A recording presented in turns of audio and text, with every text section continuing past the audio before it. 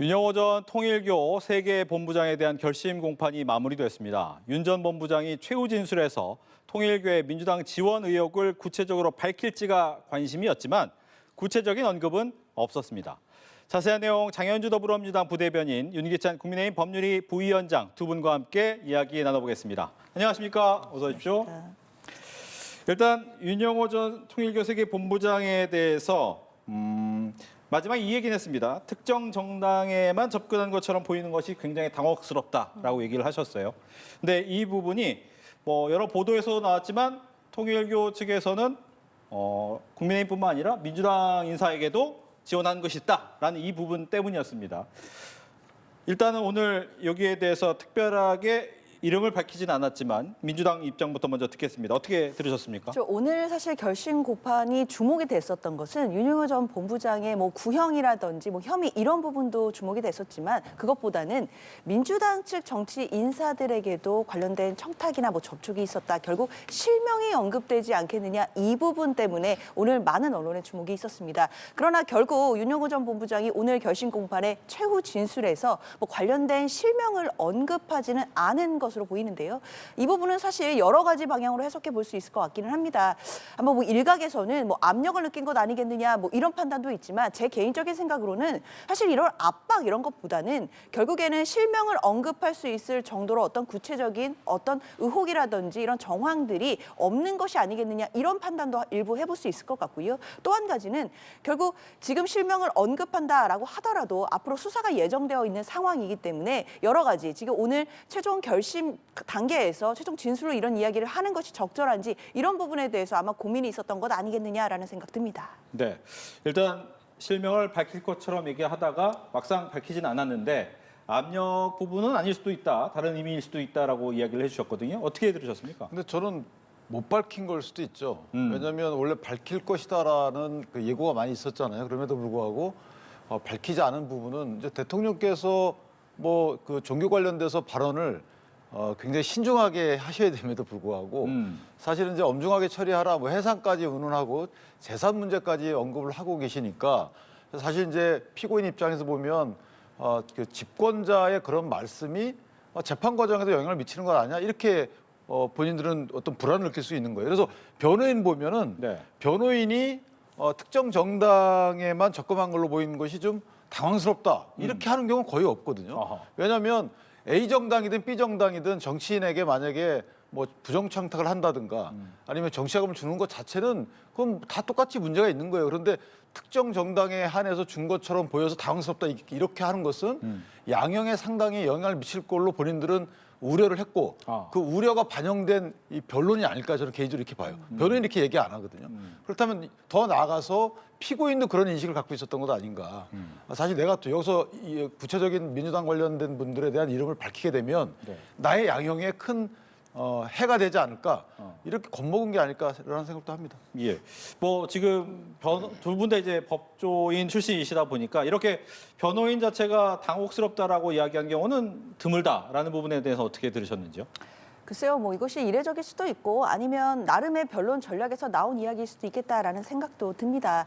아마 통일교로서는 이제 본인들이 그때그때 시기에 따라서 자신들의 어떤 정치적인 이해관계를 따라서 여야 할 것 없이 정치권에 접촉을 시도했다라는 부분들을 지금 좀 강조하려고 하는 것 같습니다. 그러니까 어느 한 정파에 치우친 것이 아니라 그냥 모두에게 접촉을 했던 것 이것 자체가 죄가 되는지 불법인지 이 부분에 대한 좀 억울함도 갖고 있는 것 아닌가라는 생각이 드는데요.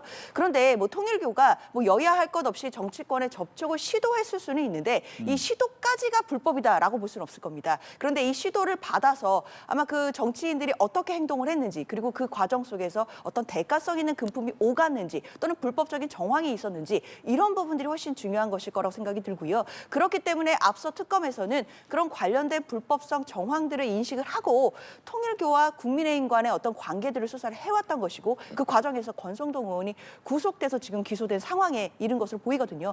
다만 민주당과 관련된 의원들의 지금 이름들이 실명들이 나오고 있는 상황이지만 일단 지금 전재수 장관 같은 경우에도 혐의를 지금 완전히 부인하고 있는 상황이고 지금 일단 보도상으로는 추가적인 어떤 구체적인 증거가 있는 것으로 보이지는 않고 있기 때문에 앞으로 수사 과정을 좀 차분히 지켜보면 될 일이라고 말씀드립니다. 근데 수사를 안 했죠.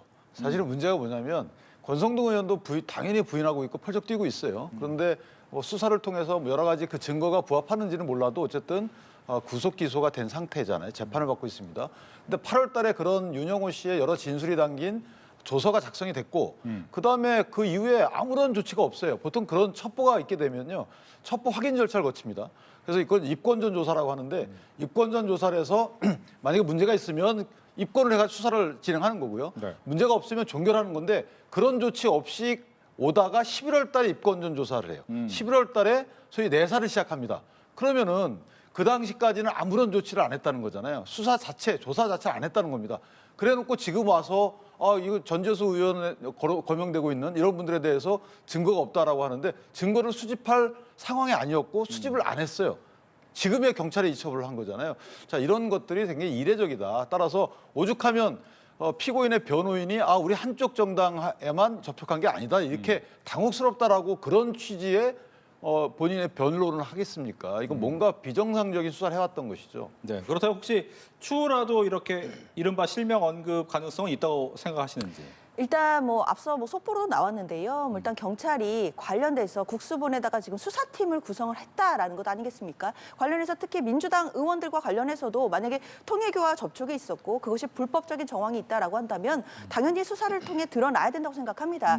대통령도 관련된 지시를 했습니다. 여야 막론하고 그리고 지휘 고하를 막론하고 관련된 의혹에 있어서는 엄정하게 수사하라라는 지시도 이미 내려온 만큼 관련된 수사가 이루어지리라고 보고요. 만약에 수사가 이루어진다라고 한다면 당연히 윤영호 전 본부장을 불러서 관련된 진술을 듣게 될 것이고 그렇다면 윤영호 전 본부장이 알고 있는 선에서 뭐 추가로 이야기할 실명 뭐 정치인들이 있다라고 한다면 언급될 가능성은 남아 있다라고 보이긴 합니다. 네. 근데 제가 좀 의아한 것이 원래 특검이라는 것이 기존 수사기관이 중립성이나 정치적인 중립성 때문에 못하는 거 이거를 외풍 맞고 열심히 해라라고 해서 출범하는 거잖아요. 그런데 현 정권에 대한 관련자들에 대한 수사는 경찰로 넘겨요.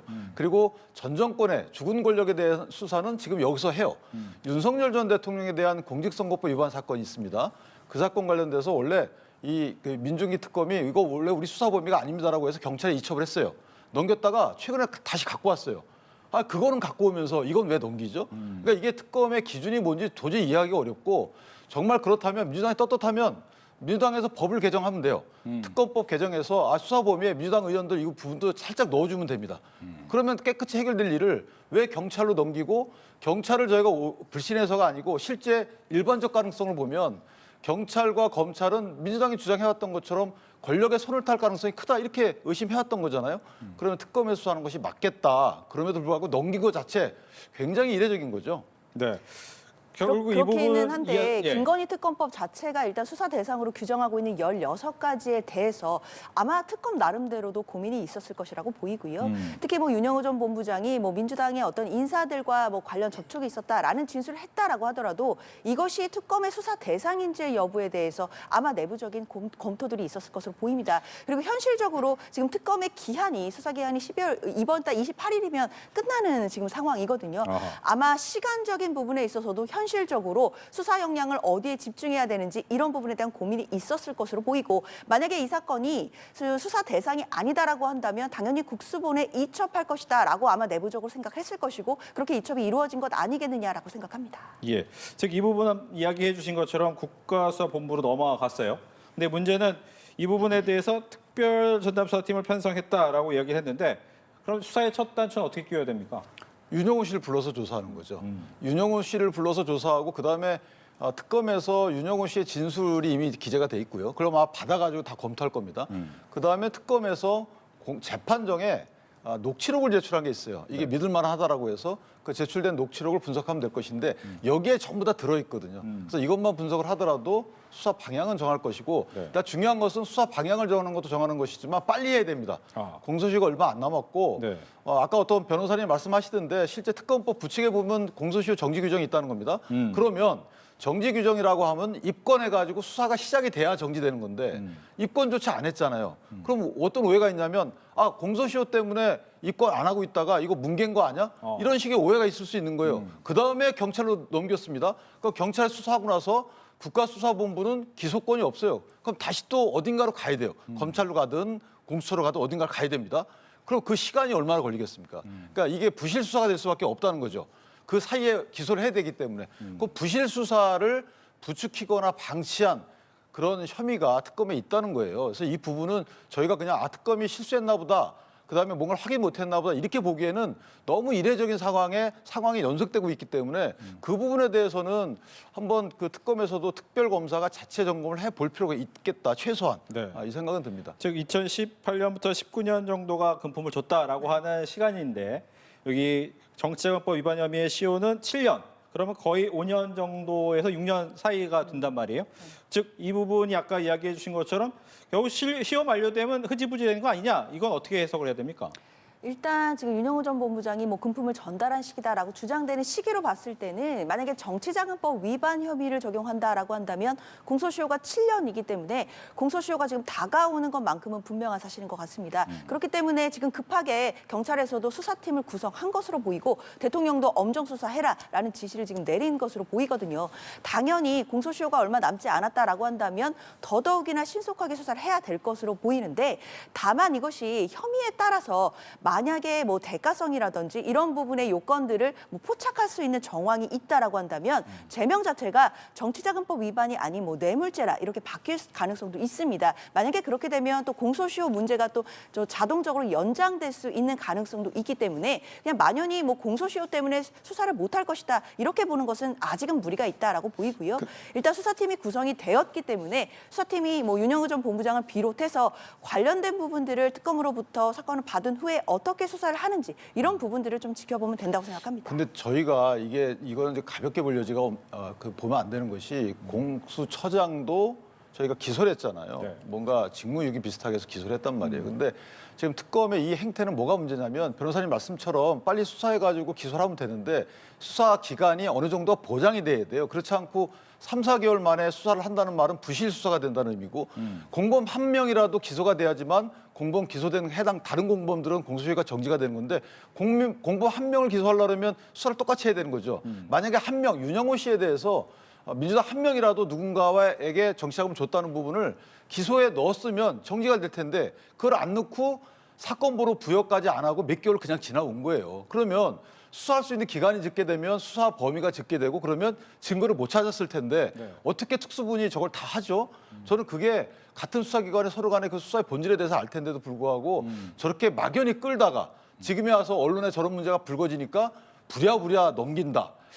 글쎄 이거 이 정도 되면 원래 직무유기 아닌가요? 그러면 추가적으로 하나만 더 질문드리면 지금 공소시효가 정치자금법은 7년이지만 뇌물죄는 15년.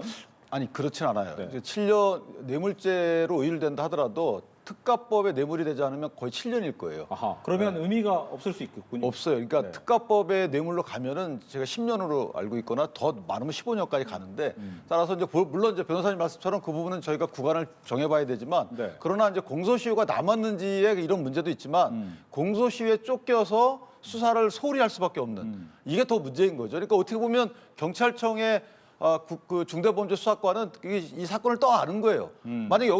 만약에 이게 아무런 증거를 발견 못했다. 그러면 그 또 후폭풍을 어떻게 감당할 거며. 이거는 원래 특검이 감당해야 되는 부분인데 이게 떠넘긴 거죠. 본인들이 할 건 또 가져오고 떠넘겼다 가져오고. 이게 어떤 기준에서 이렇게 하는지가 너무 자의적이라는 거예요. 결과적으로 부실 수사 우려가 되는 거 아닌가? 그런데요, 저는 좀 이 부분을 마치 이제 민주당 의원들이 뭐 통일교와 불법적인 접촉이나 뭐는 금품을 받은 것을 전제로 하고 얘기를 하면 안 된다고 생각합니다. 일단 지금 실명이 언급된 전재수 장관도 전혀 지금 그런 사실이 없고 뭐 10원 한 장 받은 게 없다라고 지금 얘기를 하고 있는 단계이기 때문에 지금으로서는 언론에 보도되는 것으로 봤을 때는 윤영호 전 본부장의 진술이 어떤 좀 핵심 증거인 것으로 보이긴 하거든요. 그런데 이 진술 말고 조금 더 객관적으로 관련된 부분들을 입증할 만한 뭐 증거들이 발견됐다든지 또는 뭐 추가적으로 관련해서 정말 혐의를 입증할 만한 객관적인 자료나 또는 다른 사람들의 진술이 확보됐다 이런 부분까지는 아직은 알려지지는 않고 있는 단계로 보입니다. 그렇다고 한다면 지금으로서는 민주당 의원들이 뭐 통일교의 어떤 정치권의 접촉 시도에 대해서 정말 불법성 있게 개입이 됐는지 아직까지는 확언할 수 있는 단계는 전혀 아니라고 생각이 들고요. 그렇기 때문에 특검에서도 이 부분을 수사 대상인지 아닌지에 대해서 아마 내부적으로 적극적으로 검토를 했던 것으로 보이고 이제 수사팀에 넘어갔기 때문에 관련된 부분들에 있어서 만약에 불법성이 있다라고 한다면 수사를 진행하면 될 일이라고 생각합니다. 근데 이제 저는 하나 아쉬운 부분이 이거예요. 특검이 보통은 이제 정치자금 등을 줬다라고 하면 입건을 합니다. 더군다나 그 정치자금을 줬다거나 아니면 제안받았던 분 중에 한 분은 거절했다는 얘기가 나오잖아요. 그러면 어쨌든 유사한 상황이 벌어졌던 거는 맞는 거예요. 그렇다면 이게 신빙성이 있는 진술이구나라고 생각을 하면 입건 조치를 했으면 공소시효가 정지가 됐겠죠. 특검법에 따라서. 근데 그것도 안 하고 있다가 아예 본인들이 그걸 갖고 있다가 입건해서 주면 이게 해석의 여지가 있는 거죠. 그간에 수개월간은 공소시효가 정지될 여지가 있는 건데 입건도 안 하고 줘버렸어요. 그러면 정지와 관련된 공수법 특검법의 적용도 안 받도록 하고 줬다는 거 이거 특혜 아닌가요? 저는 도저히 특검의 조치를 이해하기 어려워요. 우연의 우연이 너무 겹치고 한쪽을 너무 봐주는 듯한 이런 행태가 계속 겹치니까 네. 이 부분은 그냥 마냥 이게 범죄 혐의가 있다고 단정할 만한 단서가 없기 때문에 이렇게 해왔다라는 것을 특검의 이런 주장을 만연히 받아들이기는 어려운 상황이다 이렇게 생각을 합니다. 예, 여기에 이제 이재명 대통령의 발언도 있습니다. 이틀 연속 통일교 의혹을 겨냥한 듯한 지시가 있었죠. 어제는 위헌 종교단체 해산을 검토하라라는 이야기였고 오늘은 여야 가리지 말고 엄정 수사할 것을 지시했습니다. 어떤 의미라고 해석하십니까? 일단 대통령의 저 엄정한 수사 지시는 저는 시의적절하게 나온 지시라고 생각합니다. 특히나 뭐 국민들 보시기에도 마치 지금 국민의힘에서는 뭐 특검이 민주당 측 인사들을 봐주고 편파 수사를 한 것 아니냐 이런 프레임을 지금 만들어가고 있는 중이기 때문에 오히려 대통령이 나서서 여야와 상관없이 그리고 지위 고하를 막론하고 지금 엄정하게 수사를 해라라고 지시를 한 부분은 국민들이 보시기에도 공정하게 수사를 하라라는 메시지이기 때문에 지금 적절하게 나왔다라고 봐야 될 것 같고요. 아마 이렇게 대통령의 지시까지 나온 마당이기 때문에 뭐 국수본으로서도 지금 수사팀을 빠르게 편성한 것으로 보이고 관련해서 이미 윤 전 본부장이 진술을 했다라고 한다면 이런 부분들을 받아서 신속하게 수사를 한다라고 한다면 저는 얼마든지 정말로 이게 불법의 어떤 실체가 있다라고 한다면 찾아낼 수 있지 않을까라고 생각합니다. 예. 근데 저 순서가 바뀌었죠. 원래대로면 엄정하게 수사해라 이 부분은 원칙적으로 대통령이 할 수 있는 얘기라고 저는 생각을 해요. 그런데 원래 이 재단법인 관련돼서 이 종교 관련돼서 뭐 해산을 검토해라.